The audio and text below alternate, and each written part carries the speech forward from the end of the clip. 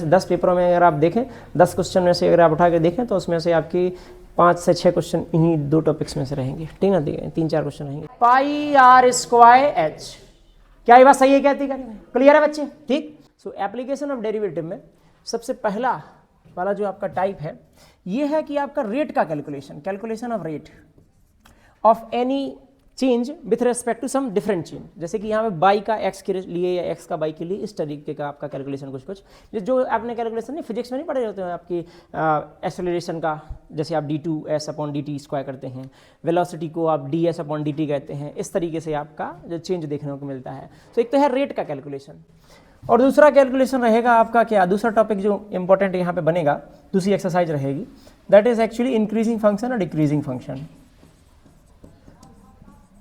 Increasing and decreasing function. Basically इसका मतलब होता है मोनोटोनिसिटी डिस्कस होती है इसकी। मोनोटोनिसिटी कहलाती है आपकी कि कोई फंक्शन यदि मोनोटोनिक है मतलब या तो इंक्रीजिंग या डिक्रीजिंग है, ठीक है, मतलब या तो बढ़ता ही जाएगा या घटता ही जाएगा। इस तरीके के कुछ हम बातें के बारे में डिस्कस करेंगे। मतलब कंटिन्यूसली वो फंक्शन अपने पूरे डोमेन में या जिस हिस्से की हम बात कर रहे हैं उस हिस्से में या तो वो बढ़ता ही गया या फिर वो घटता ही गया। ऐसा नहीं हुआ कि बड़ा घटा, ये वाला कैलकुलेशन मतलब उनको नहीं यहाँ पे कंसिडर करते हैं हम। हाँ, चेकिंग, उसी बात की चेकिंग करना है हमको। Increasing function and decreasing function Hindi में कहते हैं, इसके लिए इनको इंक्रीजिंग फंक्शन को कहते हैं वर्धमान फलन, वर्धमान या ह्रासमान फलन, वर्धमान ह्रासमान, ठीक है। रेट क्या है? आपकी दर है, ठीक। Maxima and minima, maxima and minima मतलब आपका ये हो जाएगा उच्चतम मान न्यूनतम मान, उच्चतम मान या निम्नतम मान। कोई फंक्शन दिया है, ठीक है, कोई फंक्शन दिया है something sin square plus cos cube something कुछ इस तरीके से करके, या x³ - 1 divide by some x+1, बोले कि भाई इसकी मैक्सिमम वैल्यू क्या होगी, ठीक है, लोअर वैल्यू क्या होगी।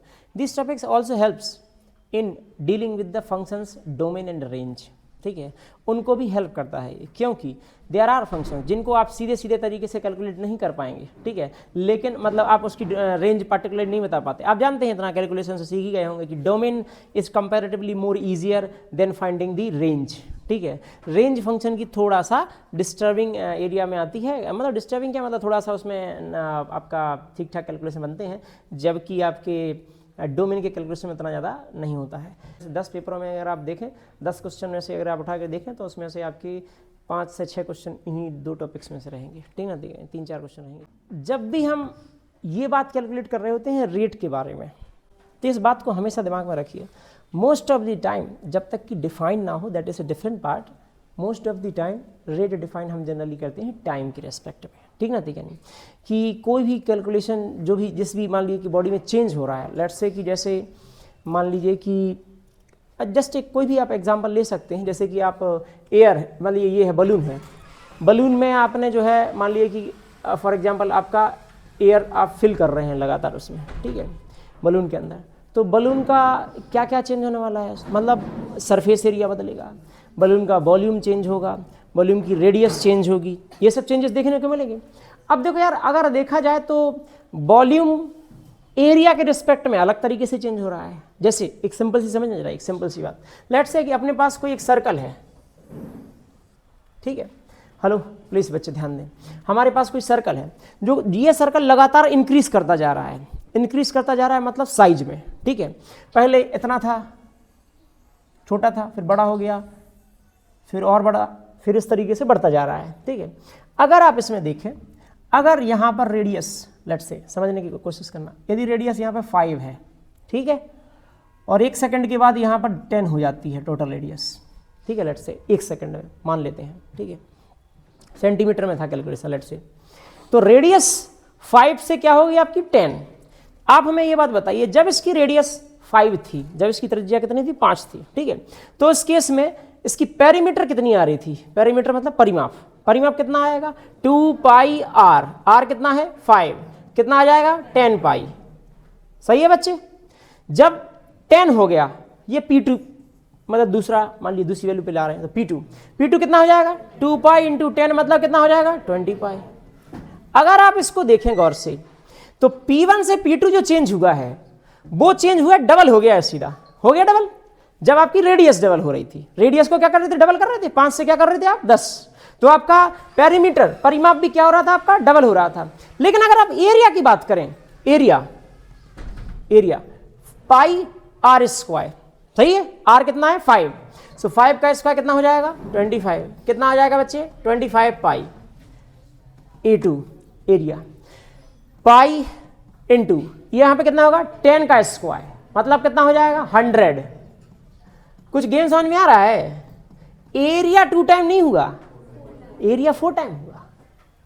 तो यहां पर यह बात देखने वाली है कि जब हमने रेडियस को डबल किया, तो पेरीमीटर तो क्या हो रही थी डबल, लेकिन एरिया क्या हो रहा था क्वाड्रपल, किसका मतलब 4 गुना, ठीक है, 4 टाइम्स आ रहा था। जबकि आपका पेरीमीटर या परिमाप कितनी आ रही थी, 2 गुनी आ रही थी। तो यहां से क्या सीखते हैं कि अगर हम ये कहें कि डिफरेंशिएशन, ध्यान से सुनना, मतलब ऐसा करते हैं कि रेट छोड़िए, change of perimeter with respect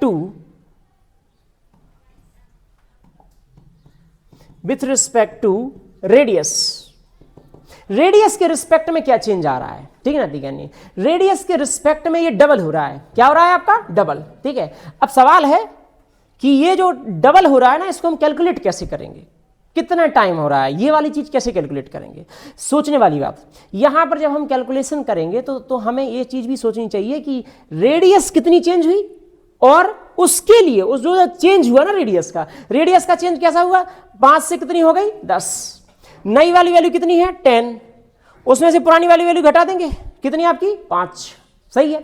अच्छा, जबकि आपकी पेरीमीटर कितना चेंज हुआ, पेरीमीटर चेंज हुआ, नया वाला पेरीमीटर कितना आया है 20 पाई, पुराना वाला पेरीमीटर कितना था 10 पाई, सही है। 20 पाई माइनस 10 पाई, ये जो वैल्यू देगा, ये वैल्यू देगा 10 पाई, ये 10 पाई क्या है, चेंज है, केवल किसका चेंज है, ये पेरीमीटर का। ध्यान से समझना, अच्छे तरीके से इस बात को दिमाग में डाल लेना।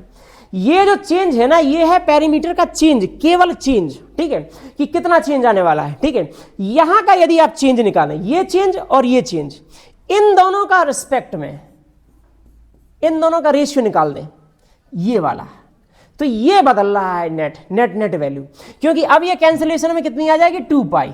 ध्यान से सुनना, अब इसकी वैल्यू क्या आएगी, इस रेट की वैल्यू क्या आएगी, इस रेट यूनिट क्या आएगी, ये एरिया की क्या थी आपकी यूनिट, सेंटीमीटर आएगा, ठीक है, सेंटीमीटर के रिस्पेक्ट में आपका सेंटीमीटर आएगा, तो यूनिट रेस्ट हो जाएगी ये वाली क्वांटिटी। इसका मतलब ये हो रहा है, ध्यान से सुनो, इसका मतलब ये हो रहा है कि पर यूनिट चेंज के लिए, मतलब अगर आपने रेडियस 1 यूनिट चेंज की तो पेरीमीटर कितना बढ़ रहा है 2 पाई, तभी तो आपने 5 यूनिट बदली तो पेरीमीटर कितना बढ़ गया 10 पाई।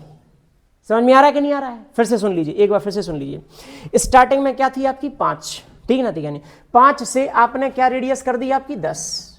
इसकी हर एक यूनिट वैल्यू के लिए पेरीमीटर कितना चेंज हो रहा है, पेरीमीटर चेंज हो रहा है कितना आपका 2 पाई, कितना चेंज हो रहा है 2 पाई। सो बेसिकली अगर आप ध्यान से सुनना, अगर आप यहां से 5 यूनिट आगे निकल गए, सो बेसिकली 5 मिनट यूनिट आगे निकल गए, तो ये कितना निकल, यूनिट आगे निकल जाएगा 10 पाई, क्योंकि इसका भी कितना हो जाएगा 5 गुना, ठीक है। अच्छा, जबकि यहां पर यदि आप बात करें इस वाले की एरिया के बारे में, कि एरिया आपकी रेडियस के रिस्पेक्ट में कैसे चेंज हो रहा है। अच्छा एक सेकेंड ध्यान से सुनना, ये जो सारा कैलकुलेशन हम कर रहे हैं, ये कैलकुलेशन किसके रिस्पेक्ट में कर रहे हैं, ये बहुत बड़ा मैटर है अपने आप में, ठीक है। क्योंकि अगर हम रेडियस के रिस्पेक्ट में करेंगे तो नीचे डिफरेंस आएगा किसका, रेडियस का। अगर हम टाइम के रिस्पेक्ट में कैलकुलेट करेंगे तो नीचे आपका चेंज क्या आएगा, टाइम का। ध्यान से सुनना, रेडियस के रिस्पेक्ट में बदलना और टाइम के रिस्पेक्ट में बदलना, ये दोनों अलग अलग बातें हैं। इस चीज को समझिए, फिर से समझिए। देखो, ये था आपका 5, ये हो गया आपका 10, ठीक है। ये 5 रेडियस का सर्कल था, बाद में कुछ समय के बाद, मान लीजिए 1 सेकंड के बाद कितना हो गया आपका 10 का हो गया। अब देखो, अगर मैं आपसे बोलूं dr/dt क्या है, dr/dt, ठीक ना, ठीक है। dr/dt का मतलब क्या हुआ, dr/dt का मतलब हुआ कि रेडियस जो है वो टाइम के रिस्पेक्ट में कितनी चेंज हो रही है। क्या ये बात सभी को समझ में आ रही है? ठीक है, फिर से सुनना, रेडियस टाइम के रिस्पेक्ट में कितनी चेंज हो रही है। अब तुमको ये देखना पड़ेगा कि रेडियस में चेंज कितना आया है। रेडियस में कितना चेंज आया, 10 - 5, कुल मिला के कितना आया 5 का। अरे बात सही है कहती क्या नहीं? अच्छा 5 सेंटीमीटर का चेंज आया है रेडियस के अंदर, मान लीजिए कि ये चेंज आया है 1 सेकंड में, ठीक है, तो आप यहां पे क्या लिखेंगे 10 - 5 अपॉन 1 माइनस, अरे ऐसा नो तीन आती क्या नहीं, 1 - 0। सो एट द एंड ये क्या आएगा 5 सेंटीमीटर पर सेकेंड। 5 सेंटीमीटर बढ़ रही है रेडियस, पॉजिटिव आई ना वैल्यू, वैल्यू क्या आई है पॉजिटिव, पॉजिटिव वैल्यू आई है जो कि ये डोनेट कर रही है कि आपकी रेडियस बढ़ती जा रही है, ठीक है। आपको तो ये लिखना है हमेशा चेंज में क्या कि नई वाली वैल्यू में से पुरानी वाली वैल्यू माइनस करना है। अब नई वाली वैल्यू कितनी आ गई 10 आ गई। अब यदि ये घट रहा होता तो नई वाली वैल्यू छोटी होती तो छोटी वैल्यू में से आप बड़ी वैल्यू घटा रहे होंगे, मतलब आपका आंसर क्या आता नेगेटिव में, नेगेटिव में आंसर आता तो वो क्या रिपेक्ट करता, वो बताता कि भाई ये वैल्यू जो है घटती जा रही है, ठीक है। सो यदि ये चेंज को यदि आप देखें तो ये चेंज कितना आ रहा है 10 - 5 माइनस अपॉन में 1 - 0 मतलब 5 सेंटीमीटर पर सेकेंड, ठीक है। 5 सेंटीमीटर पर सेकेंड चेंज हो रही है रेडियस, ठीक। हम थोड़ा दिमाग लगाएंगे, पेरीमीटर, पेरीमीटर क्या होता है बच्चे 2πr, और हम क्या करेंगे हम दोनों साइड डिफरेंशिएशन कर देंगे। डिफरेंशिएशन किसके रिस्पेक्ट में, टाइम के रिस्पेक्ट में, ठीक है। सो हमने क्या किया dp अपॉन dt, कोई दिक्कत नहीं है। यहां हो जाएगा 2π क्या हो जाएगा अलग हो जाएगा, ये क्या आ जाएगा dr अपॉन dt। क्या ये बच्चे सही है, ठीक है बच्चे। dr/dt की वैल्यू कितनी है आपकी 5 सेंटीमीटर पर सेकेंड। तो बच्चे ध्यान से सुनना, ये वैल्यू रखी जाएगी यहां पर रखी जाएगी तो कितनी आ जाएगी वैल्यू रखी जाएगी तो आएगी 2π इंटू में कितना आ जाएगा 5 सेंटीमीटर पर सेकेंड, सही है। तो 5 इंटू 2 कितना आ जाएगा 10π सेंटीमीटर पर सेकेंड। क्या यही वाली बात हम अभी कर रहे थे कि ये जो चेंज आपको देखने को मिल रहा था वो क्या था आपका 10π, लेकिन यहां पर हम किसके रिस्पेक्ट में देख रहे थे, रेडियस के रिस्पेक्ट में, इसके लिए अलग वैल्यू चल रही थी। यहां पर अब हमने क्या चेंज कर दिया, किसके रिस्पेक्ट में देख रहे हैं, टाइम के रिस्पेक्ट में। तो टाइम के रिस्पेक्ट में अलग वैल्यू आ रही है। अब ध्यान से देखो dp अपॉन dt की वैल्यू आ रही है 10π सेंटीमीटर पर सेकेंड। इसका मतलब क्या हुआ, इसका मीनिंग क्या हुआ, मीनिंग यहाँ समझना जरूरी है क्योंकि लैंग्वेज वाले क्वेश्चन रहेंगे यहाँ पे, ठीक है ना। तो आप यदि उसको नहीं समझ पाए तो पॉसिबली आप इनकरेक्ट जवाब दे देंगे उसका। अंश यहां ध्यान दे लो अच्छे से, नाखून को बाद में ऐसा करते रहना। सुने यहाँ पे dp अपॉन dt जो है वो आपका 10π सेंटीमीटर पर सेकंड आ रहा है, जिसका मतलब ये है हर एक सेकंड में पेरीमीटर 10π बढ़ता जा रहा है। अब अगर मैंने आपसे पूछा कि भाई मान लीजिए कि आपका टाइम अभी से स्टार्ट हुआ, ठीक ना, अभी से टाइम स्टार्ट हुआ और मान लीजिए कि 1 मिनट के बाद, पहले स्टार्टिंग में मान लीजिए कि पेरीमीटर, हेलो प्लीज, स्टार्टिंग में पेरीमीटर मान लीजिए कि था लेट्स से कि आपका 11 था, ठीक ना, 11 यूनिट था, 11 सेंटीमीटर, ठीक है। और 1 मिनट के बाद कितना हो जाएगा पेरीमीटर, कितना हो जाएगा, कितना 660 611। चलिए कोई बात नहीं, बता देते हैं। जितना पहले था उतना तो आपका रहेगा ही, जितना पहले था उतना तो रहेगा ही, ठीक है। प्लस 1 मिनट में कितना बढ़ गया, ये हर एक सेकंड में 10π सेंटीमीटर बढ़ रहा है, तो 60 सेकंड में कितना बढ़ जाएगा 600π, पाई भी तो है साथ में, ठीक ना, ठीक है नहीं, 600π इतना सेंटीमीटर हो जाएगा, ठीक है, ठीक है। लास्ट में स्टार्टिंग में कितना था आपका 11 सेंटीमीटर, ठीक है, दिमाग थोड़ा सही तरीके से लगाया करें। और ये जो है 10π सेंटीमीटर पर सेकंड बढ़ रहा है, मतलब हर एक सेकंड में 10π बढ़ता जा रहा है, मतलब 2 सेकंड गुजर गए तो 20π, 3 सेकंड गुजर गए तो 30π, जैसे आपने 60 सेकंड गुजार दिए 1 मिनट में, मतलब कितना हो जाएगा 600π। 600π की तो बढ़ोतरी हुई है, 600π तो इंक्रीमेंट हुआ है, जो पहले था तो वो तो रहेगा ही ना जी, ठीक है। अच्छा एक सेकंड सुनो, जैसे आपका ये है रेडियस है, रेडियस 5 सेंटीमीटर पर सेकंड थी, स्टार्टिंग में रेडियस 5 थी मान लो, तो 1 सेकंड के बाद कितनी हो जाएगी 10, क्योंकि इस 5 में ये 5 तो जोड़ोगे ना भाई, पहले से तो 5 थी ही, ठीक है ना, ठीक है। अब 1 सेकंड के बाद और 5 आ गई तो कितनी हो जाएगी 10। पेरीमीटर की जगह वॉल्यूम के साथ करते हैं, समझना जरूरी है आपको ये चीजें, क्योंकि ये दिमाग में सही तरीके से बैठ गई तो बिल्कुल मतलब कोई दिक्कत वाली बात नहीं है इस वाले चैप्टर के अंदर, ठीक है। ये वाली चीज़ बहुत आपको दिक्कत करेगी नहीं, तो आसान सवालों को भी कठिन बनाएगी। और रही बात देखो आंसर देने की, तो मैंने आपको उस दिन भी एक्सरसाइज तो करवाई दी थी, ठीक है। तो आप इन चीज़ों को समझे बगैर ही उत्तर दे तो लिया ही था, ठीक है। सवाल को सॉल्व करना इज ए डिफरेंट पार्ट, सवाल को समझते हुए सॉल्व करना इज ए डिफरेंट पार्ट। सवाल को समझते हुए सॉल्व करोगे तो कठिन सवालों को भी सॉल्व कर लोगे, ठीक है। सवाल को सॉल्व करोगे तो सीधे सीधे तरीकों से कुछ सवालों को सॉल्व कर लोगे कि आप ये तो सीधे डिफरेंशिएशन कर दिया, वैल्यू रख दी, खत्म हो गया, ठीक। Procedure is different. वॉल्यूम पे आते हैं। वॉल्यूम क्या है? वॉल्यूम भी, अच्छा इसका तो ये तो आपका क्या कहते हैं, सर्कल है। सर्कल की जगह ले लेते हैं आपका क्या, स्फीयर, ठीक है। स्फीयर है भाई, वॉल्यूम तो सर्कल का निकलेगा नहीं ना भाई मेरे, निकाल के तो नहीं रख देना है तुमको, ठीक ना, ठीक है नहीं, वो 2D में है, ठीक है, उसका कोई वॉल्यूम तो आएगा नहीं। यदि हम स्फीयर की बात करें, स्फीयर की अगर हम बात करें, स्फीयर ले लें आपका, मान लिया कि 5 सेंटीमीटर रेडियस, चेंज हो रही है लगातार, dr/dt, शांत प्लीज, dr/dt मतलब radius with respect to time, change जो हो रही है मान के चलते हैं 5 सेंटीमीटर पर सेकंड। कितना चेंज हो रही है? 5 सेंटीमीटर पर सेकंड, मतलब हर एक सेकंड में 5 सेंटीमीटर बढ़ती जा रही है रेडियस, ठीक है। अब हम आपसे 2 कैलकुलेशन करवाने में इंटरेस्टेड हैं। पहला कैलकुलेशन ये है कि rate of change of surface area with respect to time. पहला कैलकुलेशन हम लोग ये करेंगे, ठीक है। दूसरा कैलकुलेशन करेंगे कि रेट ऑफ, शांत रहिए, change of volume with respect to time. अब ध्यान से देखना, ठीक है। तीसरा कैलकुलेशन भी करेंगे हम लोग। तीसरा कैलकुलेशन हम लोग करेंगे, यहां नहीं करेंगे, इस वाले की जगह यहां लिख देता हूं मैं, ठीक है। तीसरा कैलकुलेशन करेंगे rate of change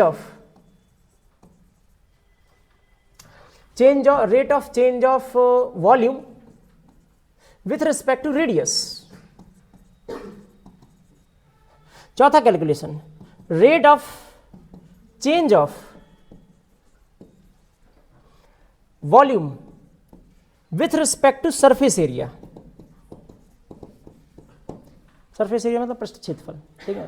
hello, 4 calculation सीख ले, पूरी एक्सरसाइज खत्म।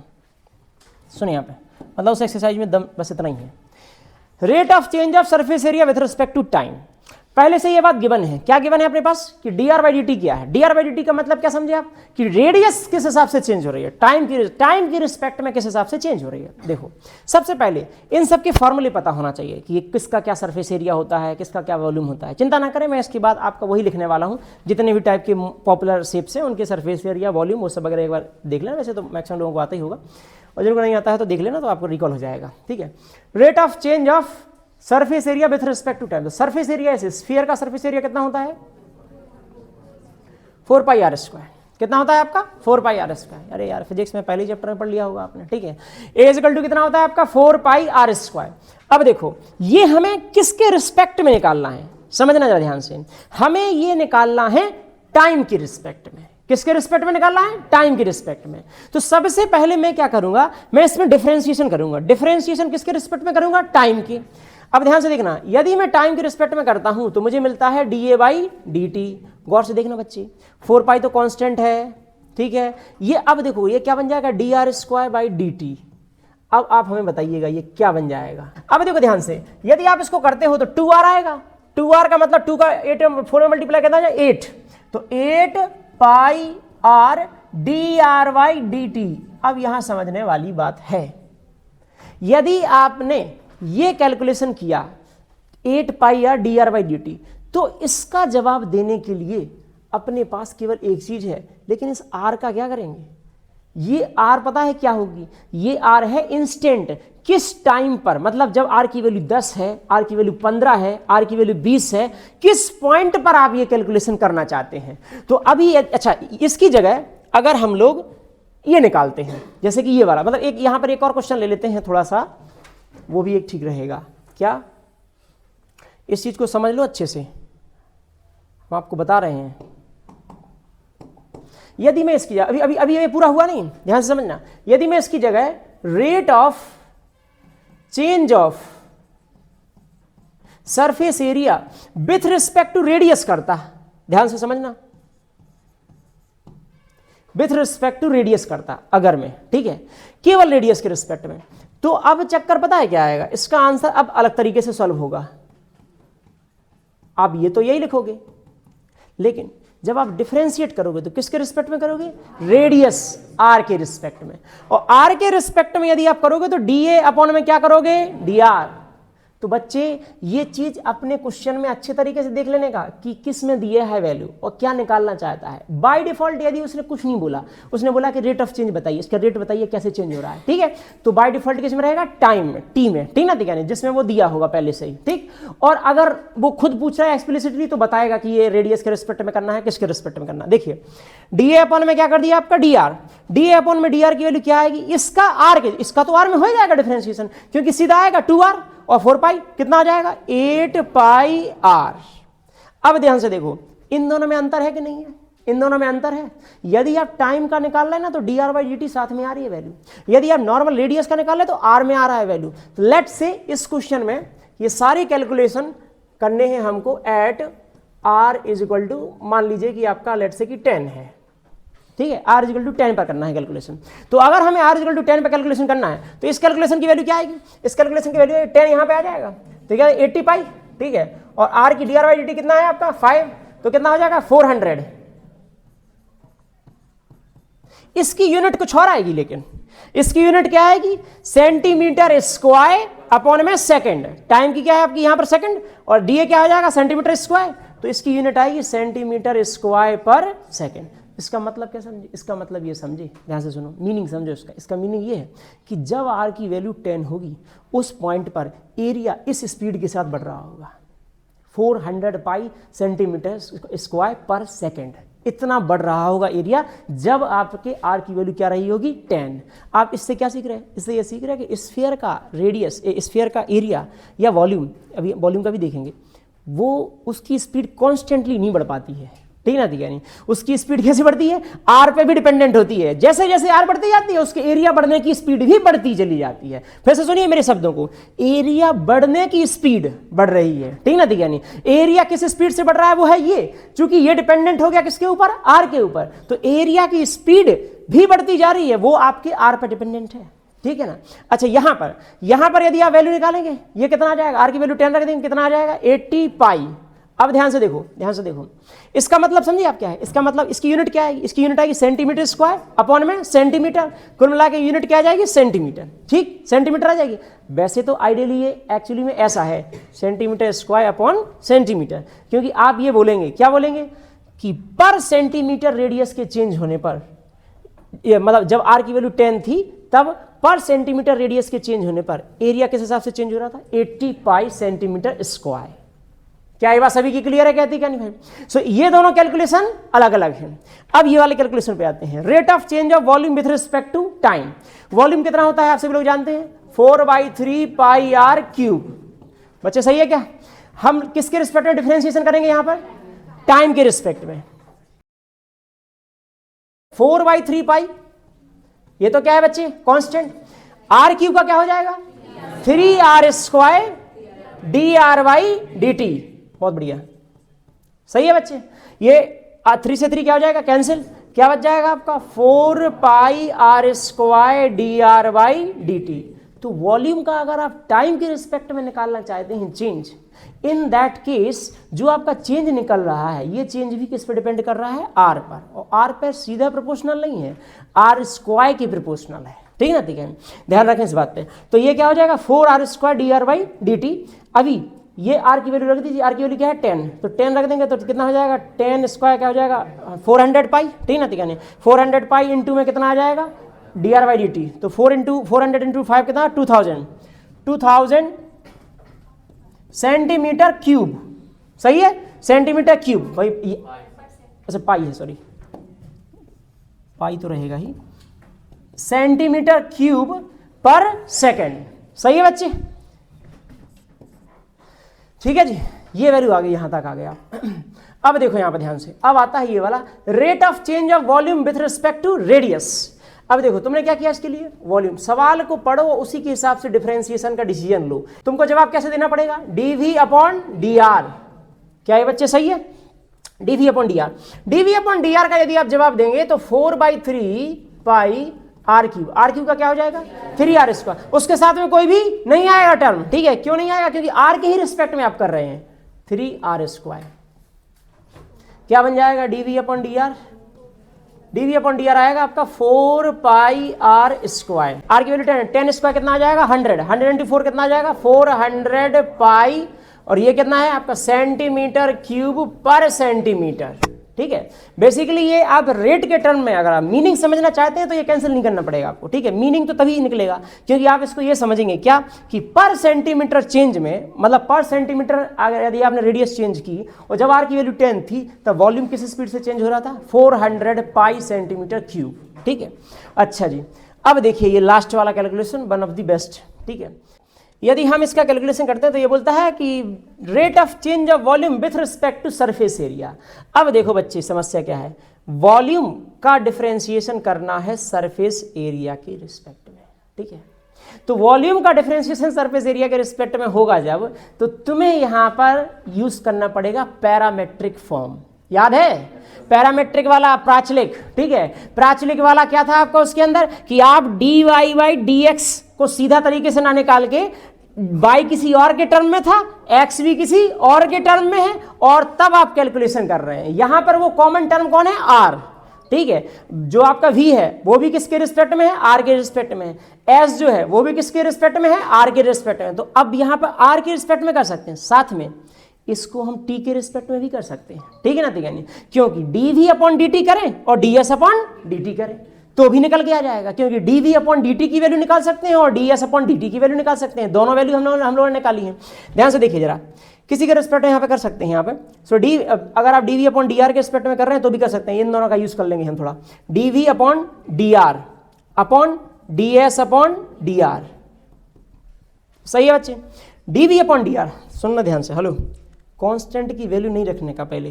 ठीक ना, ठीक है, पहले आप रखिए ये वाली वैल्यू जो आ रही है। ठीक ना, ठीक है, क्या आ रही है 4πr², 4πr²। ठीक है, अपॉन, ठीक, फिर रखिए ds upon dr, ds upon dr area वाला है। ठीक है ना, ठीक है, सरफेस एरिया क्या आ रहा है आपका 8πr।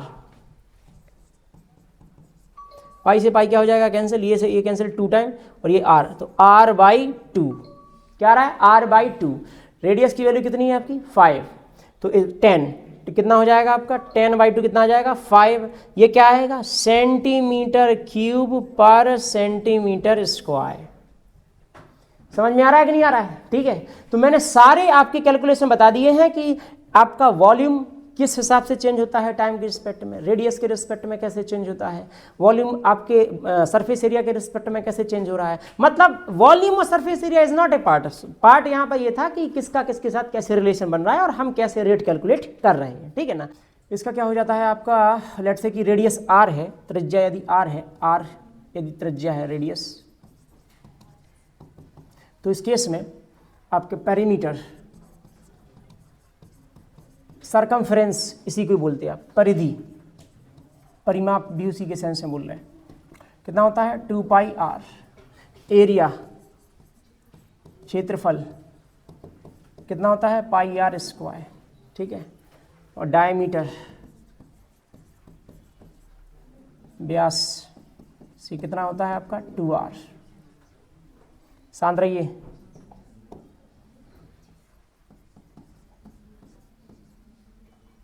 सेकंड, सर्कल के बाद हम लोग आ जाते हैं रेक्टेंगल।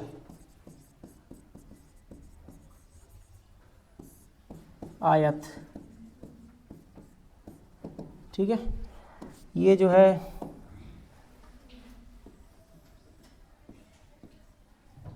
शांत रहिए, बात ना कीजिए। और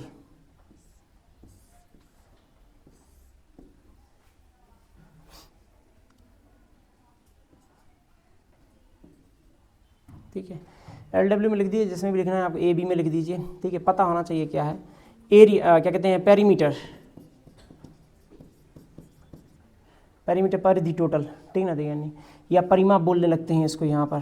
ठीक है, दोनों का मतलब एक ही है। परिधि का परिमाप का मतलब, पेरीमीटर का मतलब किसी भी ऑब्जेक्ट के लिए यदि डिफाइन करना है, रस्सी लो, कितनी लंबी रस्सी लगेगी उसको बांधने में। ठीक है ना, ठीक है, नहीं, वही उसका परिमाप होता है, ध्यान रखा करें। ठीक है ना, ठीक है, नहीं, इसीलिए 3D ऑब्जेक्ट्स की पेरीमीटर नहीं निकाली जाती है क्योंकि देयर आर वेज, उसको कई तरीकों से बाइंड किया जा सकता है, ठीक है। 2D ऑब्जेक्ट्स का फिक्स शेप रहता है, सो परिधि वहीं पे निकाली जाती है, लेकिन 3D की अगर निकालनी है तो निकाली जा सकती है, ऐसा बिल्कुल नहीं है। जैसे कि स्फीयर, गोला, ठीक है, उसको किसी एक साइड से बाइंड करना है तो कितना चाहिए पड़ेगा, 2πr। कितना चाहिए पड़ेगा आपको, 2πr, ठीक है, पूरा 180 डिग्री वाला, मतलब पूरा 360 का राउंड लगाने के लिए, ठीक है, उसमें भी। लेकिन जनरली हम उसकी जगह सरफेस एरिया की बात करने लगते हैं जब हम 3D ऑब्जेक्ट्स पे आते हैं, तो 2D ऑब्जेक्ट चल रहे हैं, ठीक है। आयत, पेरीमीटर कितना हो जाएगा ये, L और W, ठीक है, जुड़ जाएंगे, तो 2L + W। AB में निकालना है, जिसमें निकालना भाई देखो याद रखा करो, बजाय ये कि आपके फॉर्मूलों को ऐसे रट्टा मार लिया, ठीक है, ऐसे नहीं करने का, ठीक है। तो पेरीमीटर क्या हो जाएगा, पेरीमीटर हो गया, इसके बाद क्या हो जाएगा एरिया, एरिया क्या आ जाएगा, L × W, लेंथ × विड्थ, ठीक है, ठीक है। AB के टर्म्स में लिख सकते हैं जैसा लिखना है। डायगोनल यदि चाहिए आपको इसका, ठीक है, डायगोनल कितना होता है, √L² + W², ठीक है, इस तरीके से निकलेगा, पाइथागोरस से आ जाएगा सीधा। 3, थर्ड वाला है क्यूब, सॉरी क्यूब नहीं, क्या कहते हैं, स्क्वायर,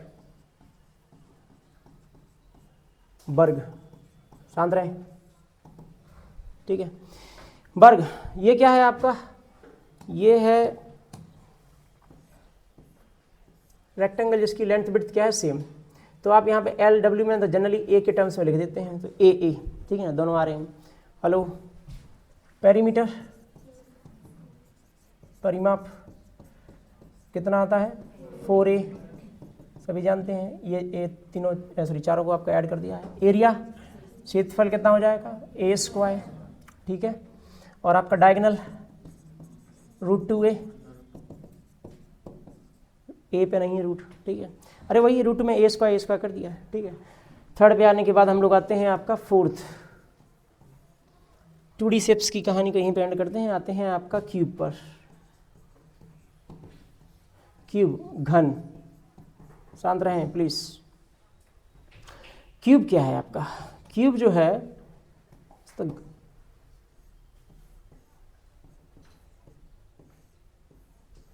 इस तरीके से रहता है भाई, ठीक है। आपका यहाँ पर ए और ए तीनों साइड्स क्या रहती हैं आपकी, मतलब तीनों साइड से अगर आप देखें XY Z एक्सेस में तो क्या आ जाता है, ए ही आता है, ठीक है। अब यहाँ पर यदि आप देखें तो यहाँ पर आते हैं दो टाइप की, ठीक है। आपका एरिया, मतलब मान लीजिए कि आपका पेरीमीटर तो भूल ही जाइए कि 3D शेप्स में पेरीमीटर की तो बात चल रही है, मेनली बात चल रही होती है आपकी एरिया की और डायगोनल की, और आपकी क्या कह सकते हैं आपके साइड के एरियाज की, ठीक है ना। So area of A face, फलक का क्षेत्रफल किसी एक, A², ठीक है, केवल एक, मान लीजिए कि आपकी वॉल का ऊपर वाला नीचे वाला कहीं का भी ले लिया आपने, ठीक है। Area of total surface area, TS से बोला, टोटल सरफेस एरिया, ठीक है, ऑफ क्यूब कितना होता है, 6A², ठीक है। पूरी 6 साइड से आपकी फेसेस रहेंगे तो आपके 6A² हो जाता है। चलो यहीं पे लगे, यहाँ पर जगह नहीं है, चलो ठीक है। यहाँ पर आ जाता है आपका volume, volume of cube, A³, सही है भाई, ठीक है। अब आता है आपका डायगोनल, अब डायगोनल इसमें दो निकलेंगे, डायगोनल ऑफ फेस, ये तो √2A है, मेन डायगोनल या largest diagonal, diagonal of cube किसी को पता है, √3A, ठीक है, √3 होता है। ये कौन सा वाला डायगोनल होता है, ये सबसे बड़ा डायगोनल है। ये कमरा है, ठीक है, इस कमरे में आपको उस कोने को, मतलब किसी वाले पॉइंट को अपने अपोजिट नीचे वाले पॉइंट से साथ जोड़ दीजिए, ये वाला निकलेगा, ये सबसे लेंदी वाला होगा। जो ये √2 है, √2A कौन सा वाला है, ये अगर सरफेस, मतलब ये वाला क्या बोल सकते हैं, ये वाली बॉल आपका यदि एक फेस है तो √2A है ये वाला, उसी में रहेगा वो, ठीक ना, ठीक है। जबकि ये वाले कॉर्नर्स अलग अलग हैं, एक ये निकलेगा, एक ये निकलेगा, ठीक ना, ठीक है, दो निकल गए, एक नीचे से यहाँ निकलेगा तीसरा, और यहाँ से निकलेगा चौथा, 4 रहेंगे मेन डायगोनल। इनकी आपकी लेंथ बराबर होती है सभी की, √3A। निकालना कोई कठिन काम नहीं है, रत्ती भर भी ना सोचें। देखो यदि आपको इसको निकालना है तो आप क्या कीजिए, वहाँ से एक साइड बनाई और नीचे वाले को नीचे से ऐसे इस डायगोनल से जोड़िए और ये जोड़िए, ये क्या 90 डिग्री वाला एक ट्रायंगल बन जाएगा, ठीक है ना, जिसकी एक साइड क्या होगी ए, और ये तो फेस वाला है जिसका क्या हो जाएगा √2a, सही है। तो √2a का स्क्वायर प्लस a स्क्वायर, मतलब 2a square plus a square कितना हो जाएगा 3a स्क्वायर, और उसका क्या लगाना पड़ेगा अंडर रूट, तो क्या हो जाएगा √3a। सो ये आ जाता है √3a, सबसे लेंथीएस्ट आपका डायगोनल जो क्यूब का होता है। फिफ्थ वाला आता है आपका क्या, क्यूबॉइड, घनाभ।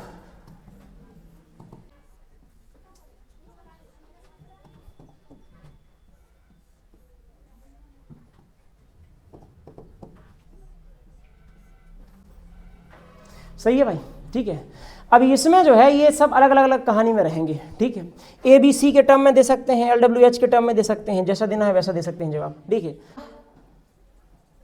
ऑफ ABCD, ABCD इसका एरिया क्या आ जाएगा A × C AC, ठीक है। और बाकियों का निकाल लेंगे, जैसे कि मान लीजिए कि आपका BCGF, तो कितना आ जाएगा AB, ठीक है। इस तरीके से आप निकाल सकते हैं, ठीक है। अब यहाँ पर ये तो एरिया निकल गया, अभी यहाँ पर आपके 3 डायगोनल्स निकल सकते हैं, 3 नहीं आपके 4, ठीक है, 4 डायगोनल्स निकले जा सकते हैं यहाँ पे। ये बात समझ में आ रही है कि नहीं आ रही है, ठीक है। 4 डायगोनल्स कैसे निकलेंगे, इस सरफेस का डायगोनल अलग आएगा, इसका डायगोनल कितना आएगा, डायगोनल ऑफ ABCD ये कितना आएगा √A² + C²। समझ में आ रहा है कि नहीं आ रहा है, ठीक है, A² + C²। अच्छा एक कन्फ्यूजन हो गई, ये C और ये C कन्फ्यूजन में है, तो A B इसी को नहीं लिखे, DEFGHI, ठीक है, नहीं तो ये C पॉइंट भी है और ये C लेंथ भी है, ठीक है। तो अब ये मैं कह रहा हूँ कि आपका एक तो डायगोनल किसका निकलेगा, इसका निकलेगा ABID का, ठीक है। ABID का क्या निकलेगा आपका √A² + C², ठीक है।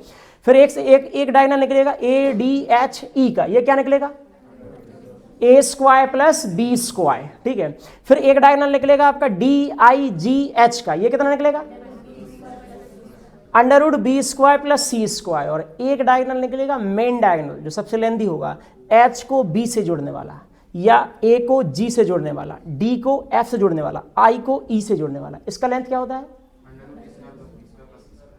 बस √A² + B² + C²। ये बिल्कुल उसी कॉन्सेप्ट से आया कि आपने क्या किया, आपने ये वाला जैसे अगर A है, ये वाला मान लीजिए कि B है, और ये वाला क्या है आपका C, ठीक। तो अभी क्या कर रहे हैं आप, ये अगर A है, ये लेंथ क्या है आपकी B है, तो ये बीच वाली लेंथ क्या आएगी √A² + B², ठीक है। ये क्या हो गई आपकी C, तो आप इसको निकालने की कोशिश कर रहे हैं, तो ये क्या निकलेगा C² प्लस इस अंडर रूट वाले का स्क्वायर, अंडर रूट वाले का स्क्वायर क्या आ जाएगा A² + B², कुल मिला के अंडर रूट के अंदर आ जाएगा A² B² C²। सो हम तीनों डायगोनल का, एक मेन डायगोनल का लिखते हैं, केवल मेन डायगोनल या लार्जेस्ट डायगोनल कितना होता है √A² B² C², ठीक है। और वॉल्यूम ऑफ क्यूबॉइड, वॉल्यूम मतलब आपका आयतन कितना हो जाएगा आपका ABC, ठीक है। ये हो गई आपकी 5 तक की कहानी आपकी क्यूबॉइड की। हाँ सरफेस एरिया, अच्छा एक सेकंड रुको, टोटल सरफेस एरिया निकालना पड़ेगा, एरिया तो बता ही दिया है, टोटल सरफेस एरिया समझ के चला करें इस चीज़ में। एक इसके एक साइड के एरिया में और टोटल सरफेस एरिया में अंतर है। टोटल सरफेस एरिया सभी का पूरा ऐड 6 का निकलेगा, लेकिन 6 का सेम तो आ नहीं रहा है, ठीक है ना, 2 का आ रहा है सेम, इसका और इसका और ऊपर और नीचे वाले का, ठीक है। तो 2 टाइम्स हो जाएगा, 2 टाइम्स ABBCCA। समझ में आया कि नहीं आया, सीधी बात है कि ABBCCA के पेयर पे तो बनेंगे आपके, ठीक है। Total surface area of cuboid. छठवा क्या है आपका स्फीयर।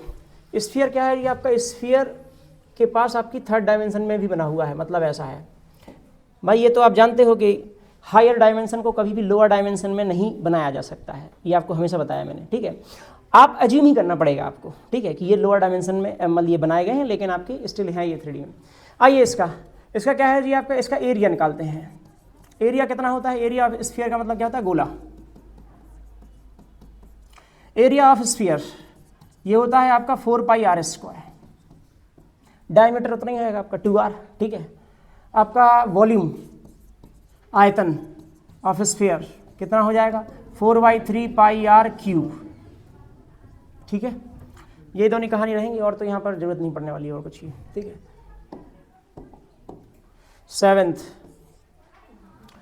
7th वाला रहेगा आपका सिलेंडर।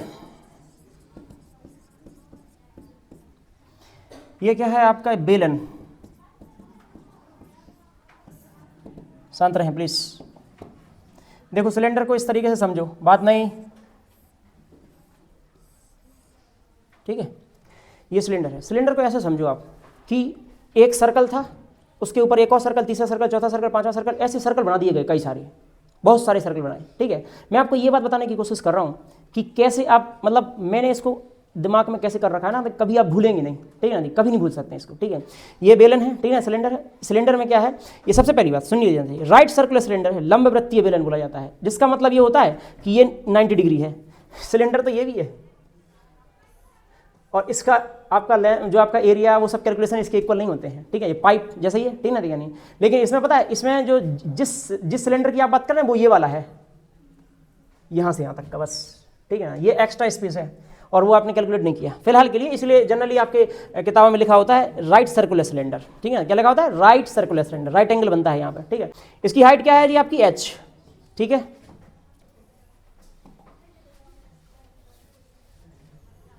ठीक है। हाइट है कितनी आपकी h, रेडियस है कितनी आपकी r, बेस या टॉप बोल रहे हैं इसकी रेडियस, दोनों सेम है आपके, ठीक है।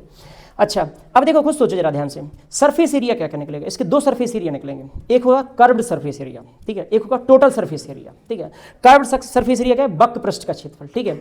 ये कर्व कहाँ कहाँ आया है, बगल वाले हिस्सों पे, ये वाला पार्ट, इतना का क्या सरफेस एरिया रहेगा।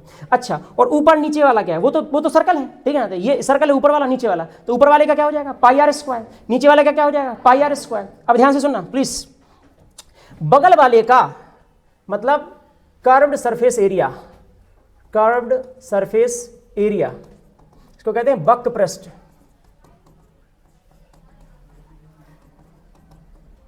वक्र पृष्ठ क्षेत्रफल, ठीक है। हेलो, वक्र पृष्ठ क्षेत्रफल क्या होता है, ध्यान से सुनना। अगर मैं आपसे बोलूं कि आपको बगल वाले का निकालना है केवल, सभी अच्छे तरीके से, नीचे वाले का लाइन, ये केवल लाइन, ये इतनी सी लाइन कितनी है, 2 पाई आर है, कितनी है आपकी, 2 पाई आर। ये 2 पाई आर वाली लाइन, मैंने अभी यार क्या बताया, ऐसे समझिए कि ये मान लिया कि एक सर्कल है, फिर दूसरा सर्कल, तीसरा सर्कल, ऐसे बहुत सारे सर्कल रख दिया आपने, ठीक है। और हर एक यूनिट, अगर एक यूनिट वाले का अगर आप 2 पाई आर समझ रहे हैं तो h यूनिट तक जाना है आपको ऊपर, तो कितना हो जाएगा, 2 पाई आर इंटू h। क्या ये बात सही है, ठीक ना, ठीक है। अच्छा, टोटल सरफेस एरिया मतलब, टोटल सरफेस एरिया मतलब संपूर्ण पृष्ठ क्षेत्रफल, तो देखो 2 पाई आर एच तो रहेगा ही, साथ में ऊपर का पाई आर स्क्वायर और नीचे का भी pi r square, so 2 pi r H plus 2 pi r square. इसको आप कॉमन लेके भी कई बार लिख देते हैं इस तरीके से, r plus H, so 2 pi R plus H, सही है, यहां से r बचा, यहां पे h बचा, ठीक ना, ठीक है, 2 पाई आर प्लस एच, जैसा लिखना है, ठीक है। ये काम आने वाली है 6.3 एक्सरसाइज में भी आएगा, अभी इस वाली एक्सरसाइज में भी आएंगे, अच्छे तरीके से आएंगे, ठीक है। सुने ध्यान से, टी ऐसे बता दिया है, टोटल हो गया। अब वॉल्यूम बचता है, वॉल्यूम क्या है, ध्यान से सुनना। वॉल्यूम बच्चे, जब आप वॉल्यूम बनाओगे, अभी जो आपने 2 पाई आर को ऊपर एच तक ले गए तो आपने अंदर खाली छोड़ रखा था, ठीक है, अंदर वाला हिस्सा तो आपने काउंट किया नहीं। लेकिन अगर आप नीचे वाले हिस्से को, नीचे वाला क्या था आपका, टोटल लगा, सरफेस एरिया की बात करने लगोगे, सरफेस एरिया क्या है, पाई आर स्क्वायर, वो पाई आर स्क्वायर के ऊपर लेयर लगाते गए, pi r square, pi r square, pi r square, pi r square, कितने टाइम्स, एच टाइम, तो आपका एरिया क्या बन जाएगा, पाई आर स्क्वायर एच। क्या ये बात सही है, कहती है, क्लियर है बच्चे, ठीक। तो ये हो जाएगा आपका सिलेंडर का। अच्छा जी, अब बचता है आपका 8th वाला, कोन, शंकु। देखो एक बात अच्छे तरीके से भेजे में उतार लो, ठीक है। अगर आप इस हाइट और इस रेडियस की जो आपका मान लीजिए कि क्या कह सकते हैं, जो बेलन बना या मान लीजिए सिलेंडर बना, इसका यदि आप यहां से ट्राइसेक्शन कर देते हैं, इस पॉइंट से, मिड पॉइंट से यहां तक, ठीक है, इस पॉइंट, मिड पॉइंट से यहां तक, ठीक है, इसका यदि आप निकाल देते हैं तो जो बचता हुआ ये वाला हिस्सा है, अब ये वाला हिस्सा यदि आपको बनाना है, लेट्स से कि आपको ये चीज बनानी है कि किस तरीके से आने वाला है, ठीक है, तो आपके पास लेट्स से कि पहले से कोई कोन हो, पहले से क्या हो, कोई कोन, ठीक है, पहले से आपके पास कोई कोन बना हुआ है। वैसे कोन आपके बनते किस तरीके से, नॉर्मल आपका पेपर को इस तरीके से आप फोल्ड कर देते हैं, ये यहाँ से इस साइड से पूरा काट दीजिए। अभी ये वाला तो उल्टा सीधा हुआ ना, ठीक है, यहाँ से प्रॉपर काट दीजिए, ठीक है, तो एक कोन बन जाएगा, इसको टेप से जोड़ दीजिए, ठीक है, सिंपल सा काम बता रहे हैं, मतलब यदि आप के पास कोई और ऑब्जेक्ट है तो बात अलग, ठीक है। और इसको यहाँ पे प्रॉपर यहाँ से बंद कर दीजिए, और आप क्या कीजिए, सिंपल सा इसमें रेत भर लीजिए, पूरा रेत भर दीजिए, ठीक है। पूरा रेत भरने के बाद आप उस रेत को खाली कर दीजिए किसी एक जगह में, जार में, ठीक। और इतनी ही हाइट का, इतनी ही रेडियस का कोई प्लास्टिक का बॉक्स लीजिए या XYZ जो भी मान लीजिएगा आपके पास है, या कोन को उसी हिसाब से बनाइए, और इसके अंदर जो रेत भरी थी ना, और उसके अंदर भरना शुरू कीजिए उस सिलेंडर के अंदर। तो आपको वो भरना पड़ता है 3 बार। 3 बार यदि आप भरते हैं तब जाके वो सिलेंडर भरता है। मतलब ये कि यदि आपने इसके अंदर, इस वाले बॉक्स के अंदर यदि आपने सैंड ले रखी है, ठीक है, तो इस सैंड का जो वॉल्यूम होगा, टोटल कितना सैंड लगेगी, और इसको निकाल के इस कोन को हटा दिया, और ये उस जैसी, मान लीजिए कि इसने 10 ग्राम रेत लगी इसके अंदर, 10 ग्राम लगी, तो इस इतनी ही हाइट के, इतनी ही रेडियस के सिलेंडर को वापस से भरने में इस जैसे 3 कोन लग जाते हैं। इसीलिए यहां रिलेशन जो निकलता है ना, वॉल्यूम का पहला ये रिलेशन निकलता है सबसे इंपॉर्टेंटली, कि वॉल्यूम ऑफ कोन जो होता है सिलेंडर के वॉल्यूम का कितना हो जाता है, 1/3। समझ में आया कि नहीं आया? सो 1/3 पाई आर स्क्वायर एच। ठीक है, लास्ट यहां पर आता है क्या आपका, curved surface area. Curve surface area, इस कर्व सरफेस एरिया में यहां पर थोड़ा सा मैं यहां पर बना देता हूं, जस्ट एक मिनट दीजिए। ठीक है, कर्व सरफेस एरिया जो होता है, इस कर्व सरफेस मतलब ये बगल वाला, समझ में रहा है, ये जो कोन आपका बना है तिरछा, ठीक ना, ये वाला, इसको कहते हैं, किसी याद है, there is a name for that, this is height H, slant height. ठीक है, हिंदी में क्या कहते हैं, याद है, त्रियक ऊंचाई। क्या आपकी त्रियक ऊंचाई, ये वाला एल। ठीक, यदि ये एल है, हेलो शांत रहे, यदि ये आर है, ठीक है, तो ये बगल वाला जो कर्व सरफेस एरिया निकलता है, कर्व सरफेस एरिया की वैल्यू याद रखना, ये चीज भूल जाते हैं बच्चे, पाई आर एल, सिर्फ बगल वाला, सिर्फ बगल वाला। अब पाई आर एल में आपने नीचे वाला जोड़ा, नीचे वाला जोड़ देंगे क्या हो जाएगा, पाई आर स्क्वायर। तो total surface area, total surface area कितना हो जाएगा, pi r L plus pi r square. अरे ये सुनो, सही है भाई, इतनी कहानी। अच्छा जी, ध्यान से सुनना, कर्व सरफेस एरिया निकालिए, ये निकालिए, टोटल निकालिए, इसको आप ऐसे भी लिख देते हैं, पाई आर आर प्लस एल। ठीक है, अब अल्लाह, ये हो गया टोटल कर्व्ड और आपका वॉल्यूम, एक रिलेशन के तौर पे याद रख लेना, बाकी तो ठीक है, याद आएगी आपको इस रिलेशन की, क्या, एच आर और एल में क्या, L square is equal to क्या होता है, H square plus R square. सही है भाई, इतनी कहानी भाई। ठीक है, यहां पर एक एंगल ये वाला, ठीक है, ये वाला एंगल, इसको कहते हैं अर्ध कोण या सेमी एंगल बोला, सेमी वर्टिकल एंगल बोलते हैं इस टोटल आपके कोण का। ठीक है, जस्ट मैं बता रहा हूं कि बाद में आपको यूज आएगा, इसके आगे की एप्लीकेशन जो है आपको नेक्स्ट क्लास में मिलेगी। लंबाई किसकी है, कितनी है, एल, क्यों बढ़ता है, ये मान लीजिए कितना